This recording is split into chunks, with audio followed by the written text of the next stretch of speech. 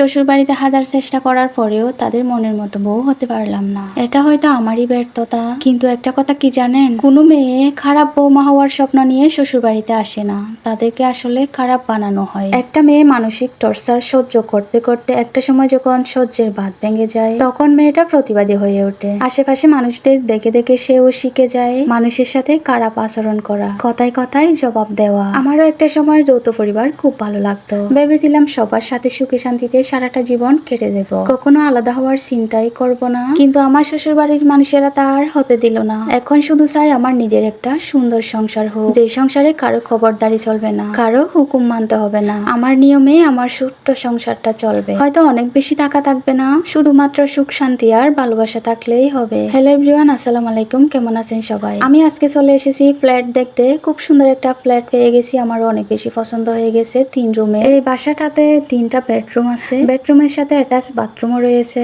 একটা কিচেন আছে আর 2 রুমে 2টা ব্যালকনি আছে। ও ছোট্ট একটা ড্রয়িং রুমও আছে। সব মিলিয়ে আমার বাসাটা খুব বেশি ভালো লেগেছে। আচ্ছা, ব্যালকনি দিয়ে দেখেন কি সুন্দর প্রাকৃতিক দৃশ্যটা দেখলেই যেন চোখ জুড়িয়ে যায়, মন ভালো হয়ে যায়। আমি আসলে এমন একটা বাসা মনে মনে খুব খুঁজছিলাম। আর এদিকটা হচ্ছে কিচেন। এদের সবচেয়ে পছন্দের জায়গা হচ্ছে কিচেন, তার একটা খুব সুন্দর গোছানো কিচেন থাকবে। আর এই যে দেখেন রান্নাঘরে একটা ছোট্ট জানালা আছে, জানালা দিয়েও প্রাকৃতিক দৃশ্য দেখা যায়। আচ্ছা ভাবেন তো, আপনি রান্না করতেছেন আর জানালা দিয়ে প্রাকৃতিক দৃশ্য দেখছেন, কেমন লাগবে বিষয়টা? আচ্ছা, এই ফ্ল্যাটটা আমি আপনাদেরকে পরে দেখাচ্ছি, আগে দেখেন পাশের ফ্ল্যাটটা। এই 2টা ফ্ল্যাটের কাজ কিন্তু এখনো শেষ হয়নি, সামান্য কিছু বাকি আছে। আমার তো 2টা ফ্ল্যাটই খুব বেশি মনে ধরে গেছে, মন চাইছিল 2টাই একসাথে কিনে নিই, কিন্তু আমার তো এত টাকা নেই। 2টা ফ্ল্যাটে কিন্তু সেম ভাবে করা, সব কাজই একই রকম, শুধুমাত্র টাইলসের ভিন্নতা রয়েছে। এই যে ব্যালকনিতে কিছু কাপড় চোপড় শুকাইতে দিয়েছে, এগুলো ইগনোর করবেন। ভিডিওটা সম্পূর্ণ দেখবেন, ভিডিওর শেষে কিন্তু টুইস্ট আছে। এই যে কাপড় চোপড় শুকাইতে দেওয়ার কাহিনীটাও আপনাদেরকে বলবো। আচ্ছা, বাথরুমের একটা বিষয় আমার খুব ভালো লেগেছে, সেটা হচ্ছে হাই কমোড লো কমোড 2টাই আছে।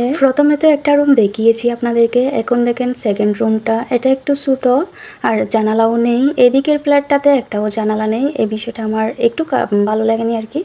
তো এর পরের রুমটা দেখেন, এটাতে কিন্তু অ্যাটাচ বাথরুম, তারপর ব্যালকনি আছে। আচ্ছা, এখন একটু ব্যালকনির দিকে যাওয়া যাক। এই ফ্ল্যাটের ব্যালকনিগুলো একটু বড়, ওই দিকটার সেও আর কি।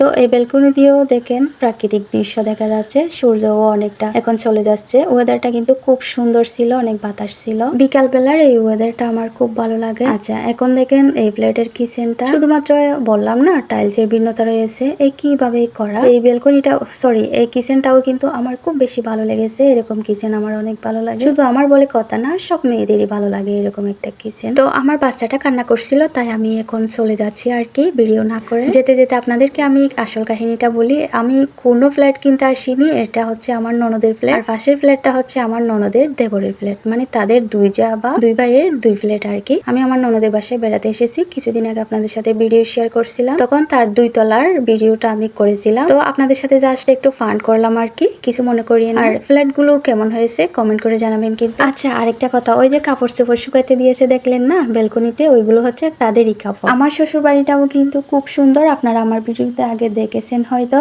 আমার হাজব্যান্ড আর তার ভাই হাড় ভাঙা পরিশ্রম করে ওই বাড়িটা করেছে। ওই বাড়ি ছেড়ে আমি অন্য কোথাও বাসায় যাব বা ফ্ল্যাট কিনবো, এটা কখনোই হতে পারে না। আর আমি ভিডিওর শুরুতে কিছু কথা বলেছি, এগুলো হয়তো আমার জীবনের সাথে সম্পৃক্ত না, কিন্তু আমি আশেপাশে অনেককেই দেখি এরকম হচ্ছে, যে সংসারে ওই মেয়েটার কোনো দামই নেই। আসলে এমনটা হওয়া একদমই উচিত না, যার যার সম্মান তাকে দেওয়া উচিত। একটা মেয়ে শ্বশুর বাড়িতে আসে সুন্দর করে সংসার করার জন্য, খারাপ বৌমা হওয়ার জন্য নয়। সবাই ভালো থাকবেন, সুস্থ থাকবেন, দেখা হবে পরবর্তী ভিডিওতে। আসসালামু আলাইকুম, আল্লাহ হাফেজ।